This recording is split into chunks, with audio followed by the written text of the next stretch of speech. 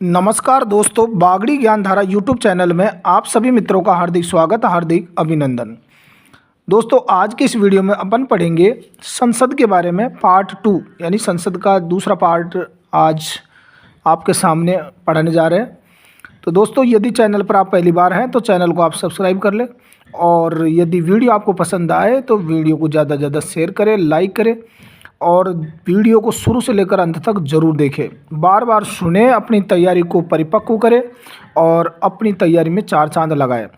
तो देखिए, संसद के अंदर अपन ने पढ़ लिया था, अब आगे पढ़ेंगे अनुच्छेद 112। अनुच्छेद 112 का संबंध होता है वार्षिक वित्तीय वितरण। वार्षिक वित्तीय वितरण का मतलब होता है बजट। क्या होता है? बजट। यानी इसमें केंद्र सरकार के वार्षिक वित्तीय विवरण का उल्लेख होता है, और प्रत्येक वर्ष राष्ट्रपति वित्त मंत्री के माध्यम से वार्षिक वित्तीय विवरण लोकसभा में रखवाता है, और इधर विधानसभा में भी वित्त मंत्री विधानसभा में रखता है। अर्थात राष्ट्रपति की ओर से केंद्रीय वित्त मंत्री लोकसभा के समक्ष वार्षिक वित्तीय विवरण यानी कि बजट को पेश करता है। विलियम ऑकवर्थ समिति जो थी, उसकी सिफारिश पर रेल बजट को, यानी जो रेल बजट जो था, इसको अलग कब किया था, किस समिति के माध्यम से किया था? सन 1924 में विलियम ऑकवर्थ समिति की सिफारिश पर रेल बजट को आम बजट से 1924 में अलग पेश किया था।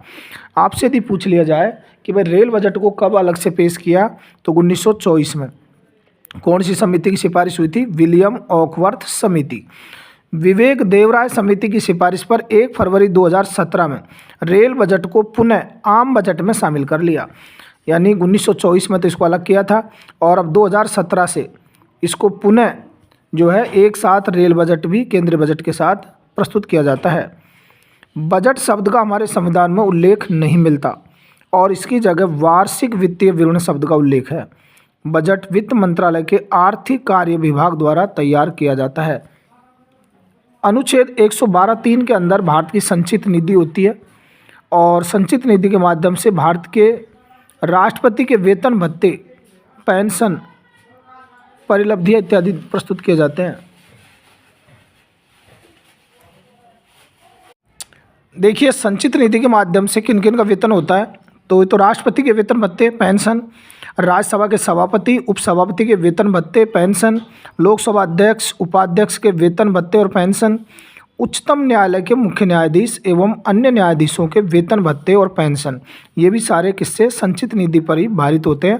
ये सारा व्यय जो है, उच्च न्यायालय के मुख्य न्यायाधीश, अन्य न्यायाधीशों के पेंशन, भारत का नियंत्रक एवं महालेखा परीक्षक के वेतन भत्ते, पेंशन, संघ लोक सेवा आयोग यूपीएससी के वेतन भत्ते, पेंशन, ऐसे ऋणभार जिनका दायित्व भारत सरकार का है, तथा संसद द्वारा विहित अन्य कोई व्यय, कोर्ट, पंचायत, अधिकरण के आदेश पर किया गया खर्च। संचित निधि पर भारित व्यय पर केवल चर्चा कराई जा सकती है, लेकिन मतदान नहीं होता इसका लोकसभा के अंदर। अनुच्छेद 113 का संबंध है संसद में प्राक्कलनों के संबंध में प्रक्रिया। यदि इसमें क्या होता है, अनुदान की मांग का उल्लेख है। 113 में क्या है? अनुदान। अनुदान की मांग राष्ट्रपति की सिफारिश पर ही की जाएगी। अनुदान की मांग लोकसभा में रखी जाती है। लोकसभा को शक्ति है कि वह उसे अनुमति दे या अनुमति देने से मना कर दे, या उसमें कमी करके अनुमति दे सकती है। यदि अनुदान की मांग पर बिना चर्चा करे सीधे ही मतदान करवा दिया जाता है, तो उसे गिलोटिन कहा जाता है। वेरी मोस्ट है ये क्वेश्चन। देखिए, गिलोटिन किसे कहते हैं? यदि अनुदान की मांग पर बिना चर्चा करे सीधे ही अगर मतदान करवा दिया जाता है, तो उसे क्या कहते हैं संविधान के अंदर? गिलोटिन। अनुच्छेद 114 इसका संबंध है विनियोग। विनियोग विधेयक का उल्लेख है, और भारत की संचित निधि से पैसे निकालने हेतु विनियोग विधेयक लाया जाता है, और ये भी धन विधेयक के समान ही होता है।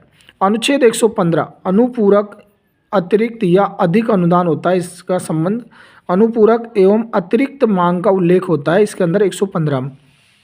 अनुच्छेद 116 में लेखानुदान, प्रत्यानुदान एवं अपवादा अनुदान का उल्लेख है। लेखानुदान वोट इन अकाउंट, यानी ये चुनावी वर्ष में लाया जाता है लेखानुदान, और इसके तहत 2 माह की अग्रिम राशि दी जाती है, जो कुल राशि का 1/6 भाग होती है। लेखानुदान में 2 माह पहले अग्रिम राशि दी जाती है, और उसका 1/6 भाग होता है कुल राशि का। प्रत्यानुदान किसी सेवा के लिए आकस्मिक रूप से धन की आवश्यकता होती है, तब प्रत्यानुदान लाया जाता है। और अपवादा अनुदान होता है, ये किसी विशेष प्रयोजन के लिए मंजूर की गई राशि होती है, और जिसका उल्लेख वित्तीय वर्ष में नहीं होता है उस वर्ष के अंदर। अनुच्छेद 117 का संबंध है वित्त विधेयकों के बारे में विशेष उपबंध, यानी अनुच्छेद 110 के अंदर धन विधेयक, अनुच्छेद 117 के अंदर वित्त विधेयक और अनुच्छेद 117(3) में वित्त विधेयक सेकंड। सभी धन विधेयक वित्त विधेयक होते हैं, सभी धन विधेयक तो क्या होते हैं, वित्त विधेयक, लेकिन सभी वित्त विधेयक धन विधेयक नहीं होते।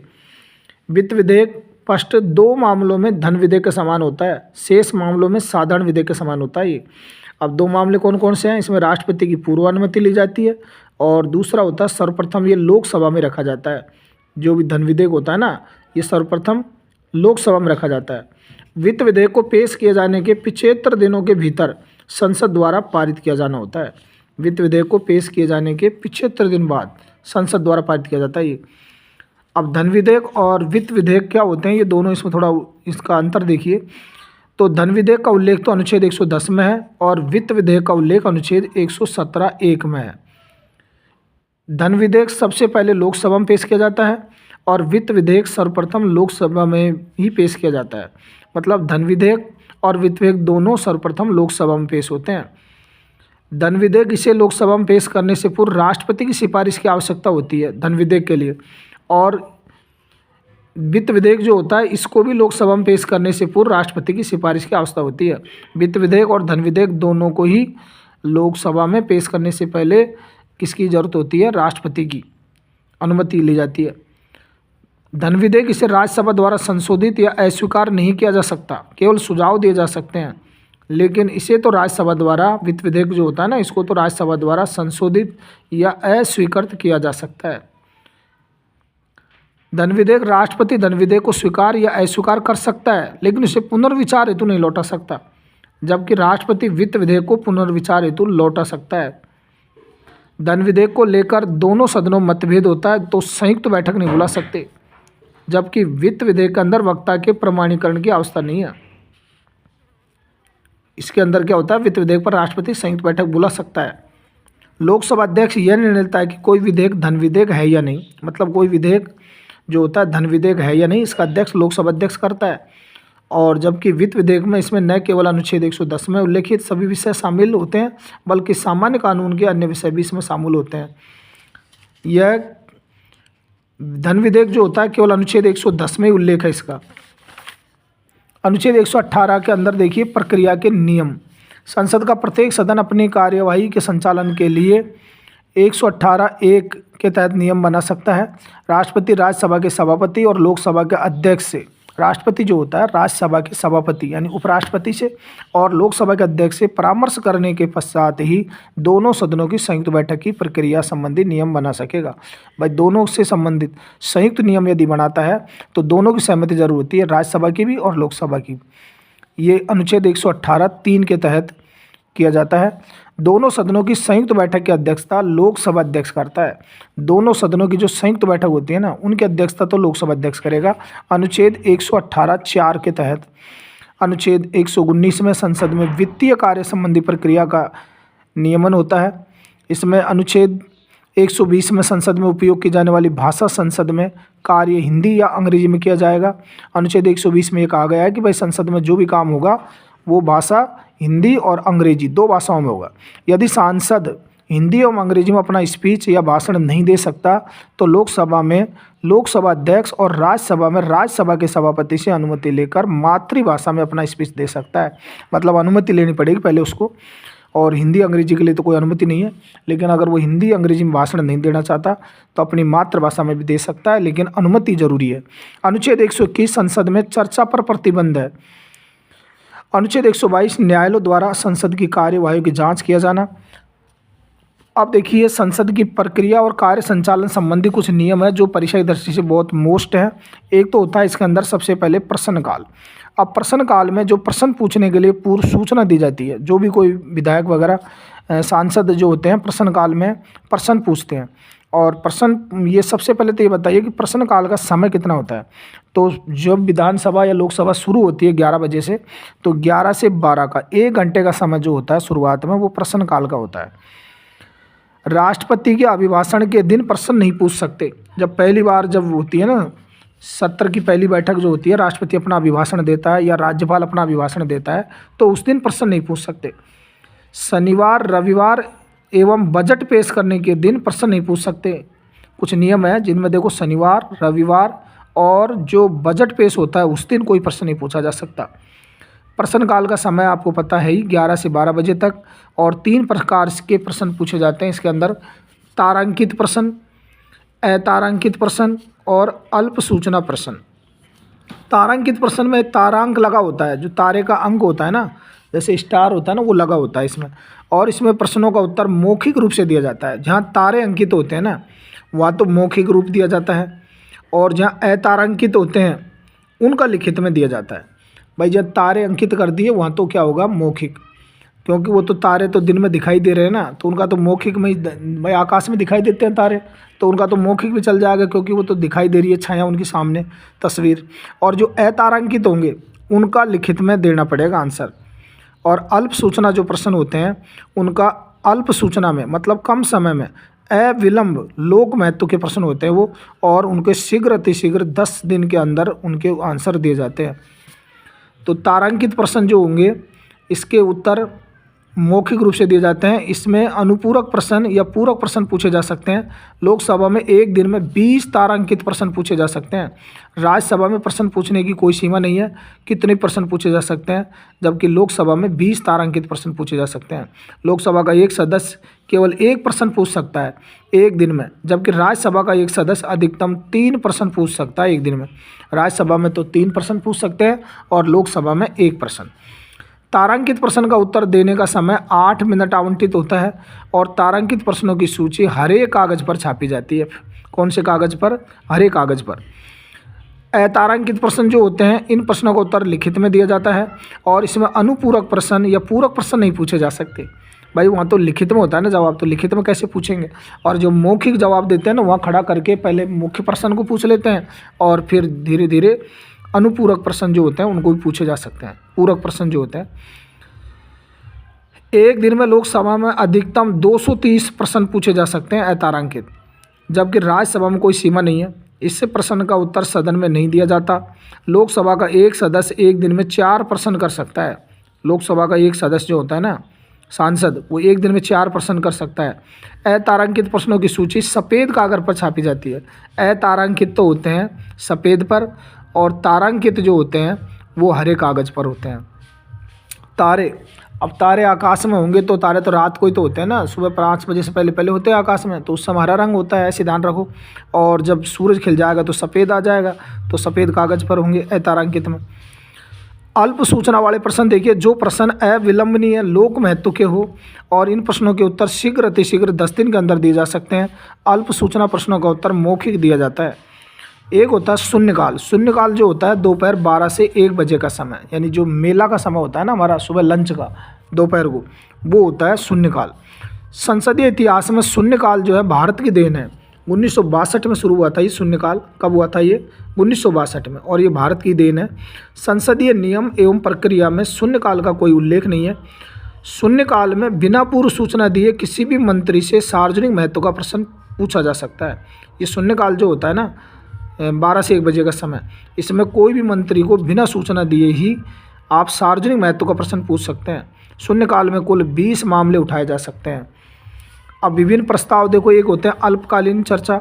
अल्पकालीन चर्चा की शुरुआत 1953 में हुई थी, और ये अविलंब लोक महत्व के विषय पर सदन का ध्यान लाने के लिए कोई गैर सरकारी सदस्य जो होता है वो अल्पकालीन चर्चा उठा लेता है, और 2 घंटे की चर्चा कहा जाता है इसको। और ये चर्चा सामान्यतः मंगलवार और गुरुवार को की जाती है। कौन कौन से वार को होती है ये? मंगलवार और गुरुवार को। चर्चा उठाने वाला सदस्य इसकी सूचना महासचिव को देता है, तथा लोकसभा अध्यक्ष या सभापति द्वारा इसे स्वीकार किया जाता है। एक होती है आधे घंटे की चर्चा। इसके लिए 3 दिन पूर्व सूचना देनी होती है। एक तो होती है अल्पकाल की चर्चा, और एक आधे घंटे की चर्चा। चर्चा उठाने वाले सदस्य को अतिरिक्त 4 सदस्यों का समर्थन आवश्यक है, फिर भी इस पर अंतिम निर्णय अध्यक्ष का ही होता है। आधे घंटे की चर्चा तारांकित, अतारांकित, अल्प सूचना प्रश्न से संबंधित किसी विषय पर निर्धारित अध्यक्ष करता है इसको। लोकसभा में आधे घंटे की चर्चा 5 से लेकर 5:30 के मध्य होती है। ये सोमवार, बुधवार और शुक्रवार को होती है ये। इसके बारे में उत्तर संबंधित मंत्री जो होता है वो देता है।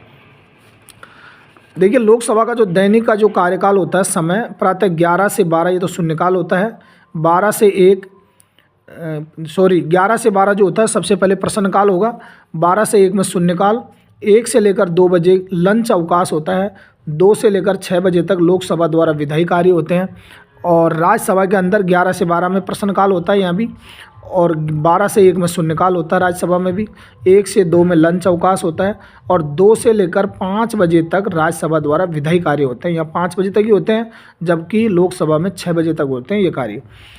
बस इतना सा अंतर है कि यहाँ तो राज्यसभा में 2 से 5 बजे तक और लोकसभा में 2 से 6 बजे तक। विभिन्न प्रस्ताव और समिति होती है संसद के अंदर। एक होता है स्थगन प्रस्ताव। इस प्रस्ताव का उद्देश्य अविलंबनीय लोक महत्व के किसी निश्चित मामले पर सदन में चर्चा करने के लिए सदन की नियमित कार्यवाही को स्थगित करना होता है। 50 सदस्यों के समर्थन के साथ तथा पीठासीन अधिकारी की अनुमति से यह प्रस्ताव प्रस्तुत किया जा सकता है।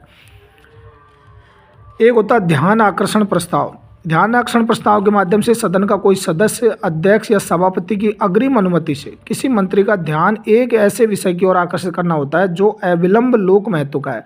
मतलब देश के अंदर कहीं भी, किसी भी क्षेत्र में, किसी भी दिशा के अंदर, किसी भी जो लोकसभा का क्षेत्र है उसके अंदर कोई घटना घट जाती है, कोई मुद्दा हो जाता है, तो उसका ध्यान आकर्षण करना सारे मंत्रियों का उसकी तरफ, है ना, PM का, उसको कहते हैं ये। धन्यवाद प्रस्ताव लोकसभा के प्रत्येक आम चुनाव के बाद पहले सत्र की शुरुआत में होता है धन्यवाद प्रस्ताव, तथा प्रत्येक वर्ष के पहले सत्र बजट सत्र की शुरुआत में राष्ट्रपति दोनों सदनों के संयुक्त अधिवेशन के समक्ष जो अभिभाषण देता है। अभिभाषण का मतलब होता है मंत्रिपरिषद द्वारा लिखा गया भाषण, जो एक कागज़ में लिखा होता है, और उसी को देख करके और राष्ट्रपति और राज्यपाल दोनों जो होते हैं वो अभिभाषण को बोलते हैं। राष्ट्रपति का अभिभाषण उसका व्यक्तिगत वक्तव्य न होकर मंत्रिपरिषद द्वारा तैयार किया गया होता है, और उसमें सरकार के कार्य, निष्पादन तथा भावी योजनाओं का उल्लेख होता है। राष्ट्रपति के इस अभिभाषण पर दोनों सदनों में चर्चा होती है तथा मतदान होता है। यही चर्चा धन्यवाद प्रस्ताव के रूप में होती है। दोस्तों, ये जो सारी बातें मैं NCERT बेस पर आपको पढ़ा रहा हूँ, आपको समझा रहा हूँ, सेम एग्ज़ाम के अंदर बायोडाटा जो कि तो आपकी ये छपेंगी एग्ज़ाम के अंदर, इसलिए आप बार बार इनको सुने और अपनी तैयारी को परिपक्व करें। आगे देखिए, कटौती प्रस्ताव। सदस्यों द्वारा कटौती प्रस्ताव का पूरा स्थापन। कटौती प्रस्ताव का उद्देश्य होता है सरकार के बजट प्रस्तावों के खर्चों में कटौती का प्रस्ताव प्रस्तुत करना। कुछ होते हैं नीति संबंधी कटौती, मितव्ययता संबंधी, सांकेतिक कटौती प्रस्ताव, है ना। अब देखिए विश्वास प्रस्ताव क्या होता है। यह सत्ता पक्ष द्वारा लाया जाता है। अविश्वास तो होता है विपक्ष द्वारा, और विश्वास प्रस्ताव होता है सत्ता पक्ष द्वारा। यह प्रस्ताव केवल लोकसभा में लाया जाता है। विश्वास प्रस्ताव का लोकसभा के प्रक्रिया संबंधी नियमों में कोई प्रावधान नहीं है। विश्वास प्रस्ताव के पारित नहीं होने पर सरकार गिर जाती है। अविश्वास प्रस्ताव ये विपक्ष द्वारा लाया जाता है और केवल लोकसभा में लाया जाता है। ये भी कारण बताने की अवस्था नहीं है इसमें। अविश्वास प्रस्ताव पारित होने पर सरकार को त्यागपत्र देना पड़ता है, सरकार गिर जाती है। और अविश्वास प्रस्ताव लाने के लिए कितने सदस्यों का हस्ताक्षर होने चाहिए? 50 सदस्यों का हस्ताक्षर होने चाहिए। एक बार अविश्वास प्रस्ताव रद्द हो गया तो फिर पुनः 6 माह तक नहीं लाया जा सकता। मतलब एक बार अगर काम हो गया तो ठीक है, नहीं तो फिर 6 महीने के लिए आराम करो आप। सर्वप्रथम जवाहरलाल नेहरू सरकार के विरुद्ध अविश्वास प्रस्ताव लाया गया था, लेकिन वो पारित नहीं हुआ था। हमारे देश के 2 प्रधानमंत्री ऐसे थे जिन्होंने अविश्वास प्रस्ताव पारित होने से पहले ही त्याग पत्र दे दिया था, जो अपन ने पिछले पढ़ लिया वीडियो के अंदर कि मोरारजी देसाई, मोरार, तो ये रार रोने लग गए, पहले घबरा गए, 1979 में त्याग पत्र दे दिया। और चौधरी चरण सिंह 1980 में त्याग पत्र दे दिया था। 79 और 80 में दोनों ने, मोरारजी देसाई और चौधरी चरण सिंह ने पहले ही दे दिया इन्होंने, अविश्वास प्रस्ताव पारित होने से पहले ही। सर्वप्रथम पद से त्यागपत्र देने वाले प्रधानमंत्री मोरारजी देसाई थे 1979 में। 2 प्रधानमंत्री जिनको अविश्वास प्रस्ताव पारित होने के बाद त्यागपत्र देना पड़ा था, VP सिंह को 1990 में और HD देवगौड़ा 1997 में। सर्वप्रथम अविश्वास प्रस्ताव जवाहरलाल नेहरू के विरुद्ध 1963 में किसके द्वारा लाया गया था? JB कृपलानी द्वारा। अविश्वास प्रस्ताव पारित होने से पूर्व सर्वप्रथम त्यागपत्र मोरारजी देसाई ने दिया था। अविश्वास प्रस्ताव पारित होने के कारण सर्वप्रथम त्यागपत्र VP सिंह ने दिया। अब तक 27 बार अविश्वास प्रस्ताव लाए जा चुके हैं और सबसे ज़्यादा 15 बार इंदिरा गांधी सरकार के विरुद्ध लाए गए थे। निंदा प्रस्ताव होता है एक। निंदा प्रस्ताव में कारण बताना आवश्यक है जिन पर वह आधारित हो। निंदा प्रस्ताव प्रस्तुत करने के लिए सदन की अनुमति अपेक्षित नहीं है। अब देखिए कुछ संसद के अंदर समितियां होती हैं, जैसे वित्तीय समिति, विभागों से संबंधित, है ना, स्थायी समितियां, अन्य समितियां, तदर्थ समितियां। तो वित्तीय समितियां के अंदर देखिए वित्तीय समितियां कौन कौन सी, एक तो लोक लेखा समिति होती है PAC, है ना, लोक लेखा समिति। एक होती है प्राक्कलन समिति। तो पहले सबसे पहले अपन देखेंगे लोक लेखा समिति PAC। इस समिति का गठन 1921 में हुआ था और ये प्राचीन वित्तीय समिति है। इस समिति का प्रावधान मोंटेग्यू चैम्सफोर्ड अधिनियम 1919 जो द्वैध शासन लागू हुआ था ना, उस एक्ट के अंदर, और उसी के द्वारा किया गया। प्रारंभ में इसमें सदस्यों की संख्या 15 थी। लोक लेखा समिति में कितनी थी? 15। 1953 और 54 में इसमें सदस्यों की संख्या बढ़ाकर 22 कर दी। 15 तो इसमें लोकसभा से और 7 राज्यसभा से होते हैं सदस्य, और इसमें लोकसभा से 15 सदस्य और राज्यसभा से 7 सदस्य 1 वर्ष के लिए चुने जाते हैं मात्र। 1 वर्ष बाद में फिर होता चुनाव इनका। ये छोटी छोटी बातें हैं लेकिन एग्जाम की दृष्टि से बड़ी मोस्ट हैं। लोक लेखा समिति 22 सदस्य होते हैं, 15 तो लोकसभा से, 7 राज्यसभा से, और इसका अध्यक्ष जो होता है 1967 के बाद इसका अध्यक्ष विपक्ष का व्यक्ति होता है। यानी हमारे विपक्ष में इस समय राहुल गांधी हैं, विपक्ष के नेता, तो वो इसके अध्यक्ष हैं। लोक लेखा समिति के कार्य देखो, भारत सरकार के लेखाओं का परीक्षण करना, नियंत्रक एवं महालेखा परीक्षक CAG कैग की रिपोर्ट का अध्ययन करना। लोक लेखा समिति के वर्तमान अध्यक्ष अधीर रंजन चौधरी, सॉरी राहुल गांधी नहीं है इसके अध्यक्ष, इसमें अधीर रंजन चौधरी कांग्रेस के हैं। और CAG को लोक लेखा समिति का मित्र एवं मार्गदर्शक कहा जाता है। ये CAG जो होती है ना, उसको लोक लेखा समिति का क्या कहते हैं? मित्र, मार्गदर्शक। वित्तीय समितियों में मंत्री को सदस्य नहीं बनाया जाता, जो मंत्री होते हैं ना उनको सदस्य नहीं बनाते। वित्तीय समितियों का अध्यक्ष एवं सदस्यों को नियुक्ति कौन करता है? लोकसभा का अध्यक्ष करता है। जो भी वित्तीय समितियां बनेंगी उनका अध्यक्ष और उनके सदस्यों को जो नियुक्ति है वो लोकसभा का अध्यक्ष करता है। और जैसे राज्यों में जो होता है ना विधानसभा का अध्यक्ष, वो यहाँ पर बनाता है, इस तरीके से सदस्यों को नियुक्त करता है। इनका कार्यकाल 1 वर्ष का ही होता है और ये अपनी रिपोर्ट लोकसभा अध्यक्ष को ही देते हैं। अब अगली समिति है प्राक्कलन समिति, यानी प्राक्कलन करना, अनुमान कर लेना, अनुमान समिति भी कहते हैं इसको। इस समिति का गठन 1950 में हुआ। लोक लेखा समिति का तो 1921 में हुआ था और प्राक्कलन समिति का गठन 1950 में। इसे मितव्ययता समिति भी कहते हैं। मितव्ययता मतलब कम खर्च करना, खर्च कम करना, पैसे को बचाना। इस समिति का अध्यक्ष की नियुक्ति लोकसभा अध्यक्ष द्वारा की जाती है। इस समिति में 30 सदस्य होते हैं, सभी 1 वर्ष के लिए लोकसभा से चुने जाते हैं। प्राक्कलन समिति संसदीय समितियों में सबसे बड़ी समिति है और यह समिति सरकारी खर्चों का पूर्वानुमान लगाती है। राज्यसभा का इस समिति में प्रतिनिधित्व नहीं होता। प्राक्कलन समिति के वर्तमान अध्यक्ष हैं गिरीश बापता। कौन है वर्तमान में? प्राक्कलन समिति के अध्यक्ष हैं गिरीश बापता। अब प्राक्कलन समिति के कुछ कार्य देखो, बजट के अनुमान की जांच करना, प्रशासन में कुशलता लाने, उसके खर्चों को कम करने के लिए सुझाव देना, है ना। और कौन कौन सी समितियां होती हैं जिनके अध्यक्ष लोकसभा अध्यक्ष खुद होते हैं? एक प्रश्न यहाँ से बनता है कि ऐसी कौन कौन सी समितियां हैं जिनके अध्यक्ष लोकसभा के अध्यक्ष होते हैं। एक तो होती है नियम समिति, 31 सदस्य होते हैं इसमें। कार्य मंत्रणा समिति 15 सदस्य, सामान्य परियोजना समिति 20 सदस्य, कानून समिति 15 सदस्य। अब अगले देखिए सार्वजनिक उपक्रम समिति, तीसरी समिति है सार्वजनिक उपक्रम समिति। कृष्णा मेनन समिति की सिफारिश पर यह 1974 में गठित की गई थी और इस समिति का अध्यक्ष संतोष कुमार गंगवार है। कुल इसमें 22 सदस्य होते हैं। लोकसभा से 15 सदस्य और राज्यसभा से 7 सदस्य 1 वर्ष के लिए चुने जाते हैं। इस समिति का अध्यक्ष की नियुक्ति लोकसभा अध्यक्ष करता है। अब विभागों से संबंध जो स्थायी समितियां होती हैं, कुछ स्थायी समिति जिनको देखिए, विभागों से संबंध स्थायी समितियों की संख्या 24 होती है। कितनी होती है स्थायी समितियों की संख्या? 24। और जिनके क्षेत्राधिकार में भारत सरकार के सभी मंत्रालय विभाग आते हैं और इनमें से प्रत्येक समिति में 31 सदस्य होते हैं। 21 तो लोकसभा से, 10 राज्यसभा से, जिन्हें क्रमशः लोकसभा के अध्यक्ष और राज्यसभा के सभापति द्वारा नाम निर्दिष्ट किया जाता है। अब इन समितियों के नाम देख लो। वाणिज्य समिति है, गृह कार्य संबंधी है, मानव संसाधन विकास समिति, उद्योग समिति, है ना, और ऐसे करके कुल मिलाकर के वित्त संबंधी, ऊर्जा संबंधी, विदेशी मामले, श्रम संबंधी, पेट्रोलियम संबंधी, रेल संबंधी, है ना, ऐसे कुल मिलाकर के कितनी समितियाँ? 24 समिति। कोयला, इस्पात, रसायन, ग्रामीण, जल, शहरी, ये सारी समितियाँ। अब अन्य समितियाँ देखो, कार्य मंत्रणा समिति, इसमें सदस्यों की संख्या 15 होती है। विशेषाधिकार समिति में 15 सदस्य, सभा पटल पर रखे पत्रों संबंधी समिति 15, याचिका समिति में 15 सदस्य होते हैं। कुछ मोस्ट समितियाँ जो है ना उनको मैं बोल रहा हूँ। या ग्रंथालय समिति में 9 सदस्य होते हैं, 6 तो लोकसभा से, 3 राज्यसभा से। नियम समिति इसमें 15 सदस्य होते हैं नियम समिति में। याचिका समिति तथा विशेषाधिकार समिति जो है ना वो जांच समितियां भी कहलाती हैं। तदर्थ समितियां देखिए, रेल अभिसमय समिति, इसमें 18 सदस्य होते हैं, है ना।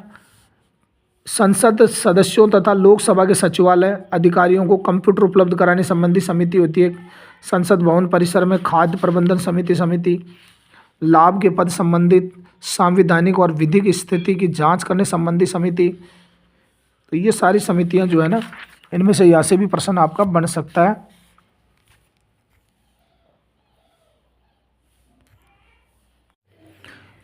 देखिए, अनुसूचित जाति तथा अनुसूचित जनजाति SC और ST के संबंधित कल्याण संबंधी जो समिति है, जो SC ST का कल्याण करती है, ऐसी समितियां कौन कौन सी हैं? संविधान का अनुच्छेद 338(5) घ तथा 338 क 5 के अंतर्गत राष्ट्रीय अनुसूचित जाति और अनुसूचित जनजाति आयोग के द्वारा पेश किए गए प्रतिवेदनों पर विचार करना। संघ सरकार, जिसमें संघ राज्य क्षेत्रों के प्रशासन भी शामिल है, इनके क्षेत्राधिकार के अंदर आने वाले मामलों के बारे में संघ सरकार द्वारा किए गए जाने वाले उपायों को प्रतिवेदित करना। इसके अलावा आचार समिति के अंदर देखिए, राज्यसभा में आचार समिति, राज्यसभा की आचार समिति स्थायी समिति है। 4 मार्च 1997 को सर्वप्रथम राज्यसभा में आचार समिति का गठन किया गया था और जिसे 30 मई 1997 को स्थायी समिति का दर्जा दिया गया। राज्यसभा की आचार समिति में 10 सदस्य होते हैं और जिनका चुनाव सभापति द्वारा किया जाता है। राज्यसभा की प्रक्रिया तथा कार्य संचालन को प्रभावी बनाने हेतु वर्ष 2004 में आचार समिति के नियमों की रूपरेखा को निर्धारित किया गया था। लोकसभा में जो आचार समिति होती है उसके अंदर देखिए, लोकसभा की आचार समिति तदर्थ समिति होती है और लोकसभा में सर्वप्रथम 16 मई 2000 को आचार समिति का गठन हुआ। इस समिति में 15 सदस्य होते हैं और जिनका कार्यकाल 1 वर्ष का होता है। समिति के सदस्यों को चुनाव लोकसभा अध्यक्ष द्वारा किया जाता है। इनका चुनाव एक होती है संयुक्त प्रवर समिति। संयुक्त प्रवर समिति के अंदर 45 सदस्य होते हैं। इसमें कितने सदस्य होते हैं? 45। और यह अस्थायी समिति होती है। लोकसभा से 30 और राज्यसभा से 15 सदस्य होते हैं इसके अंदर। संयुक्त प्रवर समिति के कार्य देखो, प्रवर समिति अब तक 5 बार गठित हुई थी और इसका कार्य होता है विधेयकों की समीक्षा करना। अब परीक्षा की दृष्टि से कुछ अन्य महत्वपूर्ण एग्जाम की दृष्टि से तथ्य हैं वो देखिए। गिलोटिन किससे कहा जाता है? गिलोटिन कहते हैं अनुदान की मांगों पर बिना चर्चा कराए सीधा मतदान करवाना। ये पूर्व में भी आपको बता दिया था। एक होता है लैम डैक कहते हैं पिछली लोकसभा के सदस्य जो इस बार पुनर्निर्वाचित नहीं हुए, जो अब की बार हार गए, पिछली लोकसभा के जो सदस्य थे जो इस बार पुनर्निर्वाचित नहीं हुए, उनको लैम डैक कहते हैं, यानी वो पराजित हो गए।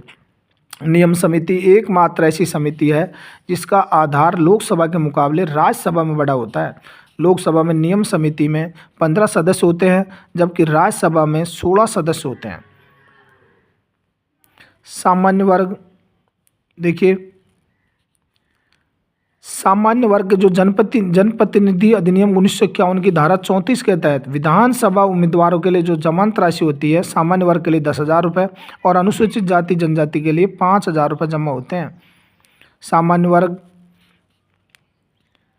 15 दिसंबर 1956 को आचार्य JP कृपलानी द्वारा प्रथम स्पीकर GV मावलंकर, गणेश वासुदेव मावलंकर के विरुद्ध अविश्वास प्रस्ताव लाया गया, लेकिन वह पारित नहीं हुआ था और मनोनीत सदस्य को भी मंत्री बनाया जा सकता है। इसके अंदर भारत की संसद स्थगन प्रस्ताव, प्रश्नकाल तथा अनुपूरक प्रश्न के द्वारा मंत्रिपरिषद के कर्तव्यों पर नियंत्रण रखती है। लोकसभा के नियम 377 के अंतर्गत लोकसभा के सदस्यों द्वारा एक दिन में अधिकतम 30 मामले उठाए जा सकते हैं। भारतीय संसद का प्रथम अधिवेशन 13 मई 1952 को हुआ और 13 मई 2002 को भारतीय संसद का स्वर्ण जयंती समारोह मनाया गया था। 100 साल पूरे हो गए थे इसको 2002 में। 17वीं लोकसभा में कुल महिला सदस्यों की संख्या वेरी मोस्ट है ये। 17वीं लोकसभा में तो कितनी थी? 78, 14% से अधिक थी। 6ठी लोकसभा में 1977 में सबसे कम थी, 19 महिलाएं, 3.4% ये जीती थी। जबकि वर्तमान 18वीं लोकसभा में कुल महिला सांसदों की संख्या 74 है। 17वीं में तो 78 थी और वर्तमान में कितनी है? 74, यानी 13.62% जो 17वीं लोकसभा के मुकाबले 4 कम है। 78 थी वहाँ, तो यहाँ 74 रह गई। 18वीं लोकसभा जो वर्तमान में चल रही है उसके कुछ महत्वपूर्ण आंकड़े देखिए। 18वीं लोकसभा का चुनाव 2024 में कुल 7 चरणों में हुआ था, 19 अप्रैल से लेकर 1 जून 2024 तक। प्रथम चरण में 19 अप्रैल 2024 को 21 राज्यों के अंदर 102 सीटों का, और अंतिम 7वें चरण में 1 जून 2024 को 8 राज्यों की 57 लोकसभा सीटों पर मतदान हुआ था। लोकसभा में कुल 543 निर्वाचित सीटें हैं, जिनमें से 18वीं लोकसभा में 542 सीटों पर चुनाव हुए, एक सीट पर निर्विरोध चुने गए थे। सूरत लोकसभा सीट से भाजपा के उम्मीदवार मुकेश कुमार दलाल निर्विरोध घोषित किए गए थे। मोस्ट है ये बात कि सूरत लोकसभा जो थी गुजरात के अंदर, वहाँ से भाजपा के उम्मीदवार है मुकेश कुमार दलाल, निर्विरोध विजेता हुए थे। 18वीं लोकसभा चुनाव की मतगणना 4 जून 2024 को हुई थी। 18वीं लोकसभा का शपथ ग्रहण समारोह 9 जून 2024 को हुआ, और इसमें नरेंद्र दामोदर मोदी ने लगातार तीसरी बार भारत के प्रधानमंत्री पद की शपथ राष्ट्रपति भवन में ली थी। कहाँ पर ली थी? राष्ट्रपति भवन में। राष्ट्रपति द्रौपदी मुर्मू ने शपथ दिलाई थी इनको। आपसे पूछा जाएगा कि इन्होंने शपथ कहाँ ली? राष्ट्रपति भवन में। किसने दिलाई शपथ इनको? राष्ट्रपति द्रौपदी मुर्मू ने। और इस अवसर पर भारत के पड़ोसी देश श्रीलंका, मालदीव, सेरोल्स, बांग्लादेश, मॉरिशस, नेपाल, भूटान, इनके राष्ट्राध्यक्ष भी मौजूद थे। इस अवसर पर प्रधानमंत्री नरेंद्र मोदी ने पड़ोसी प्रथम की नीति और सागर विजन के प्रति भारत की प्रतिबद्धता की पुष्टि की थी। नरेंद्र मोदी वर्तमान में कहाँ से विजयी हुए थे भाई? वाराणसी लोकसभा सीट से विजयी हुए, और विपक्षी उम्मीदवार अजय राय को हराया था इन्होंने। इनके विपक्ष में कौन लड़ा था? अजय राय, वाराणसी से थे ये, और उनको हरा दिया था इन्होंने। 18वीं लोकसभा चुनाव में कुल 96.8 करोड़ मतदाता थे, जिसमें से पुरुष मतदाता 49.7 करोड़ और महिला मतदाता 47.1 करोड़ थे। 18वीं लोकसभा में कुल 65.79% मतदान हुआ, और इसमें पुरुष मतदाता 65.80% व महिला मतदाता 65.78% रहा। 18वीं लोकसभा के अंदर सर्वाधिक मतदान 84% लक्षद्वीप में और 81.5% असम में रहा था, जबकि न्यूनतम मतदान 56% तो बिहार में और 57% उत्तर प्रदेश में रहा था। 18वीं लोकसभा में सर्वाधिक वोटों से विजेता कौन रहे थे? शंकर लालवानी। शंकर लालवानी जो थे वो सर्वाधिक वोटों से विजेता रहे। इंदौर सीट से रहे थे ये। 11.72 लाख मतों से जीते थे। 18वीं लोकसभा में न्यूनतम वोटों से रविंद्र दत्ताराम वाइकर, ये शिवसेना पार्टी से थे, जो मुंबई उत्तर पश्चिम सीट से 48 मतों से, मात्र 48 मतों से विजय हुए थे ये। 18वीं लोकसभा चुनाव की टैग लाइन थी, चुनाव का पर्व, देश का गर्व। 18वीं लोकसभा चुनाव में चुनाव आयोग द्वारा सचिन तेंदुलकर को राष्ट्रीय आइकन के रूप में मान्यता दी गई। 18वीं लोकसभा में डॉक्टर वीरेंद्र कुमार ऐसे सांसद हैं जिन्होंने लगातार 8वीं बार लोकसभा का चुनाव जीता, और यह वर्तमान में टीकमगढ़ एमपी से भाजपा के सांसद हैं। इस बार कांग्रेस और अन्य दलों ने मिलकर तो इंडिया गठबंधन के नाम पर चुनाव लड़ा था, और नेशनल डेमोक्रेटिक अलायंस एनडीए को 292 सीटें मिली थी। इंडिया नेशनल डेवलपमेंट अलायंस जो इंडिया है उसको 233 सीटें व अन्य को 18 सीटें मिली थी। इंडिया की फुल फॉर्म है India national development inclusive alliance. 18वीं लोकसभा में सबसे युवा सांसद कौन थे? पुष्पेंद्र सरोज। इनकी उम्र मात्र 25 साल थी, और जो कौशाम्बी लोकसभा सीट से थे उत्तर प्रदेश से, समाजवादी पार्टी के सांसद हैं ये, 25 साल के हैं पुष्पेंद्र सरोज। और 18वीं लोकसभा में सबसे अधिक उम्र के सांसद TR बालू, 83 वर्ष के हैं, पेरम्बुदुर लोकसभा सीट तमिलनाडु से हैं ये, और द्रविड़ मुनेत्र कड़गम DMK पार्टी के सांसद हैं ये।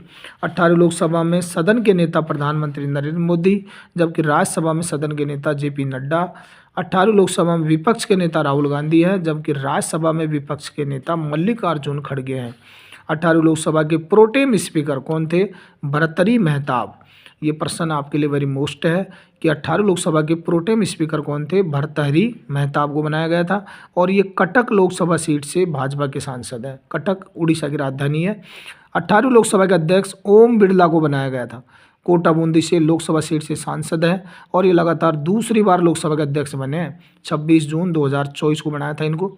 18वीं लोकसभा में वर्तमान में कुल 75 महिला सांसद बनी थी, 18वीं लोकसभा का प्रथम सत्र 24 जून 2024 से 3 जुलाई 2024 तक चला।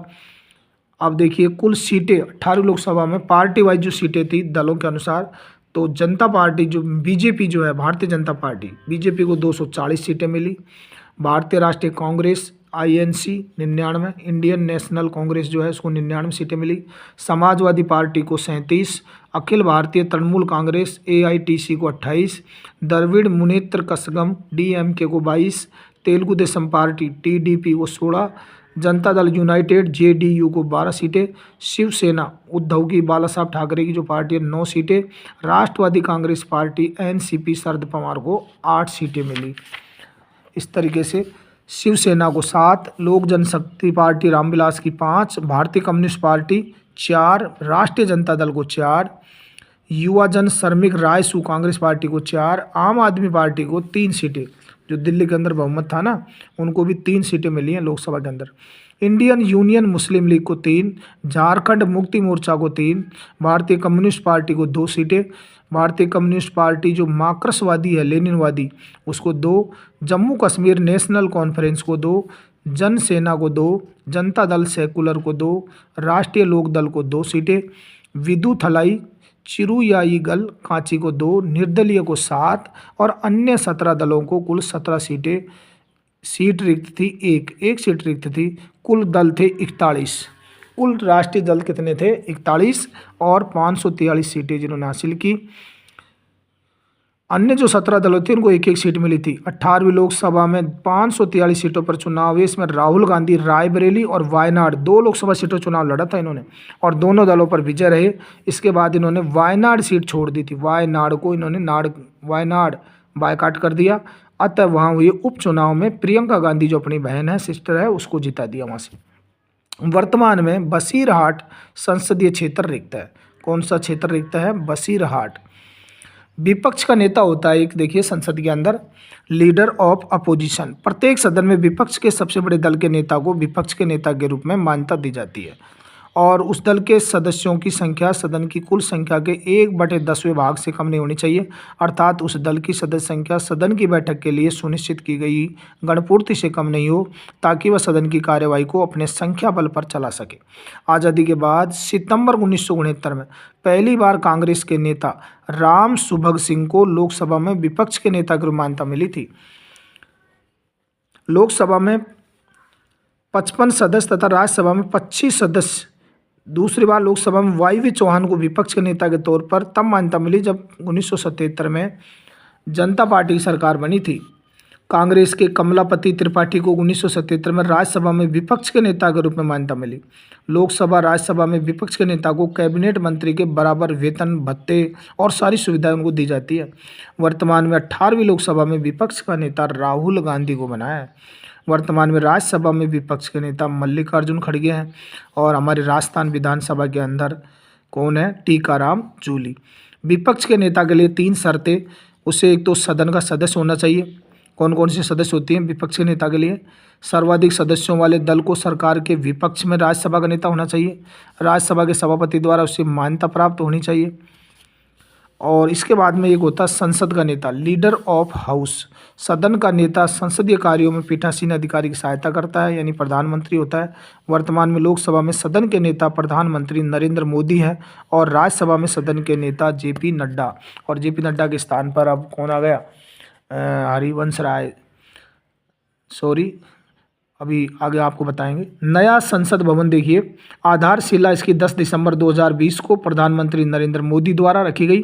उद्घाटन इसका 28 मई 2023 को प्रधानमंत्री द्वारा नरेंद्र मोदी द्वारा। वास्तुकार इसके बिमल हंसमुख पटेल थे। आपसे पूछा जाएगा संसद भवन का जो उद्घाटन हुआ था ना, आधारशिला तो 10 दिसंबर 2020 को रखी थी और उद्घाटन इसका 2023 में कर दिया, 28 मई 2023 को नरेंद्र मोदी द्वारा। लेकिन इसका वास्तुकार कौन था? बिमल हंसमुख पटेल। कंपनी ने कौन सी ने तैयार किया था? टाटा प्रोजेक्ट्स लिमिटेड द्वारा निर्माण किया था। और इसके अलावा आकार इसका कैसा है? त्रिभुजाकार, 4 मंजिला है ये, 64,500 वर्ग मीटर में है। फर्नीचर का कार्य किशन लाल सुथार ने किया था बाड़मेर से और निर्माण लागत 1200 करोड़ आई है इसमें। Design SCP design planning and management private limited ने किया था। नए संसद भवन में लोकसभा की सीटें 888, मोर की थीम पर है ये। किस पर है, मोर की थीम पर है। कुल सीटें इसमें 888 हैं, क्योंकि अब धीरे धीरे सीटें बढ़ेंगी। तथा राज्यसभा की सीटें 384 कमल की थीम पर है। उसकी तो लोकसभा की तो मोर की थीम पर है और राज्यसभा की कमल की थीम पर रखी गई है।